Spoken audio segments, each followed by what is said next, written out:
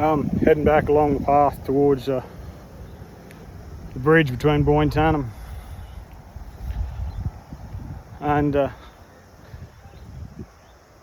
you know, we don't really think about it much now. We just follow roads to wherever they take us, look at a map, punched into Google Maps or whatever other navigating tool we're using.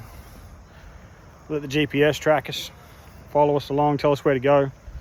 And we just have confidence that, you know, as we go down that road, it'll get us to where we need to get to. We just have faith in the system.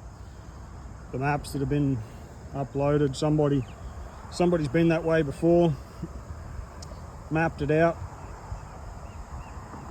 We follow those directions and we have confidence that we're going to get to where we're going. If we hit a bump in the road, a problem, something in the way, we refer to our map, find another way around, go again. You can see the traffic going across this bridge. They haven't thought anything of it. They've just shot their vehicle forward at 50, 60k an hour. All of a sudden they're,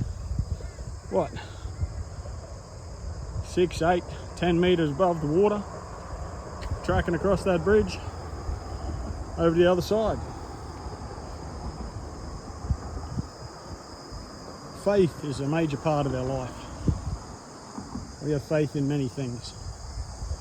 Bridge is one of them. Now, we talked about this bridge being a mediator between Tannum Sands and Boyne Island, the means to get from one place to another. Now it's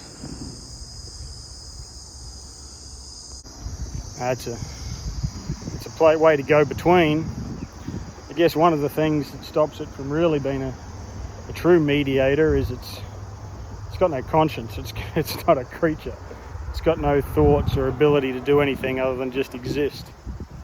But still, we trust it's there. We navigate from one side to the other without even really thinking about it, just having confidence that that bridge is going to be there when we get there. It's going to be standing, it's going to do the job, and so away we go, straight across. You know, without faith, it's not possible to go across that bridge. You'll stop. If you don't trust it, then you'll pull up. If you think it's going to fall, if you're convinced, if you don't trust it, you won't go out on it. There's a verse in the Bible that says, without faith, it's impossible to please God. But he that cometh to God must believe that he is, and that he's a rewarder of them that diligently seek him. And so God is desiring for us to have faith in him, have confidence in him. And the first step of that is believing that he is, that God is real. And you go back to that bridge. If someone tells you there's a bridge there but you don't believe it exists, well, you're going to perhaps go and have a look for yourself, or if it's a long way out of your way, you might just go, no, I'll go another way, because I don't think that bridge exists. And so the first thing you're going to have to do is make a decision that that bridge is not a figment of your imagination or anyone else's, but that it is in reality there. Now, with physical things, we can see them. We can set our eyes upon them, and we can trust our own eyes and our own reasoning. We don't have to trust in its existence blindly. We can see it and prove it. But you know, when it comes to relationships, that's a whole lot harder. We step into relationships with people. We step into relationships with people based off our history with them, their track record. But who someone has been is not an exact indicator of who they will be. Just because someone has been faithful in the past doesn't mean they will be in the future.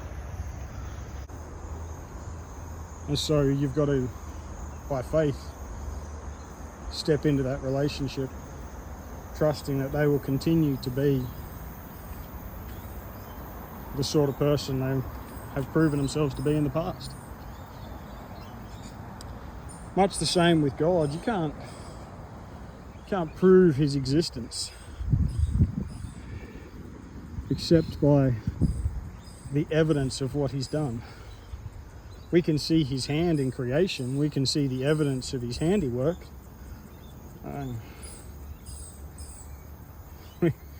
We look at this pathway, this manicured gardens, these cenotaph up in front of us, and no one is foolish enough to go, oh yeah, that just evolved. There's order in the chaos, and so we know that there is a creator that designed this path and designed this parkland.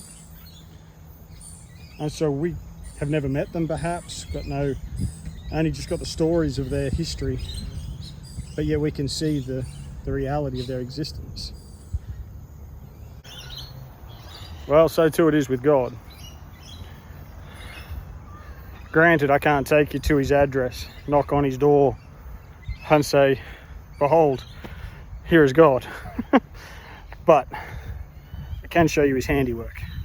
The heavens, they declare the glory of God.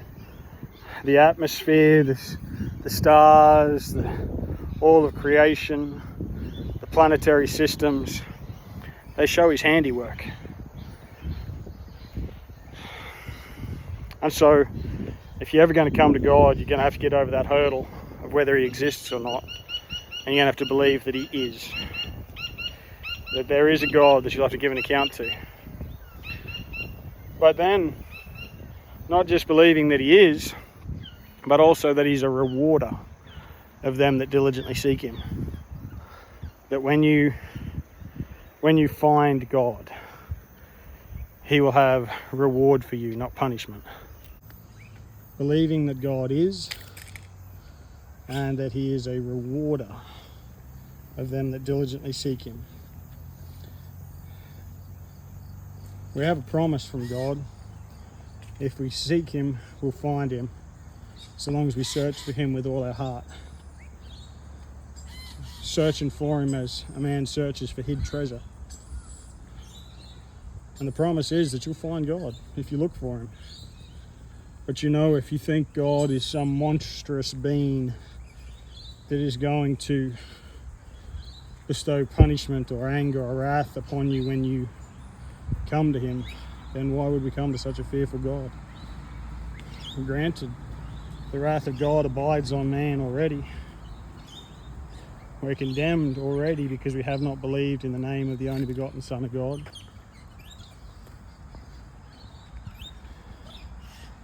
But if you come to him, you come to him as a loving Father, that whilst angry with our disobedience, he is forgiving and accepting when we come to him with a humble and contrite spirit. So if you're ever going to find the Lord, if you're ever going to get right with God and make peace with God, you're going to have to, 1, believe that he is, and 2, believe that he has good for you, not evil. He is a rewarder of those that diligently seek him. If you come to God with those two things, then that's the first steps of finding him, and truthfully, him finding you. And so, just like you would with any relationship, just like you would with that bridge, you have to believe that God is, and that he is trustworthy. If you believe that bridge exists and that it's trustworthy to get you across, then you'll trust it. You'll get from one side to the other. Likewise, if you believe that God is and that he has good for you, then why not come to him? If he has reward and not punishment, if he has blessing and not curse, if he has life and forgiveness for you rather than judgment and wrath, then seek him while he may be found.